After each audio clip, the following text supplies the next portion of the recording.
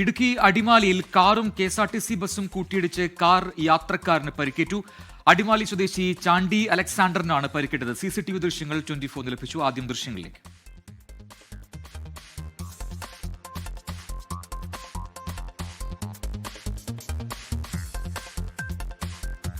ലാൽകൃഷ്ണൻ തൊടുപുഴയിൽ നിന്ന് ചേർന്ന് കൂടുതൽ വിവരങ്ങളുമായി. ലാൽ, എപ്പോഴായിരുന്നു ഈ അപകടം? എന്താണ് ഈ കാർ യാത്രക്കാരന്റെ ഇപ്പോഴത്തെ ആരോഗ്യസ്ഥിതി?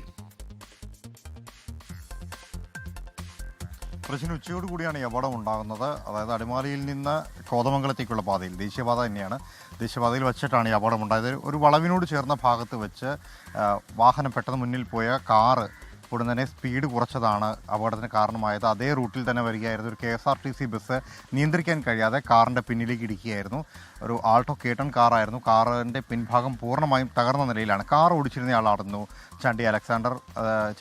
അവിടുത്തെ CPIM-ൻ്റെ നേതാവ് കൂടിയാണ്. ഈ ഇടിയുടെ ആഘാതത്തിൽ ചാണ്ടിയുടെ മുഖം ചെന്ന് കാറിൻ്റെ സ്റ്റിയറിംഗിൽ പതിക്കുകയും മുഖത്തിന് ചെറിയ രീതിയിലുള്ള പരിക്കുകൾ പറ്റിയിട്ടുമുണ്ട്.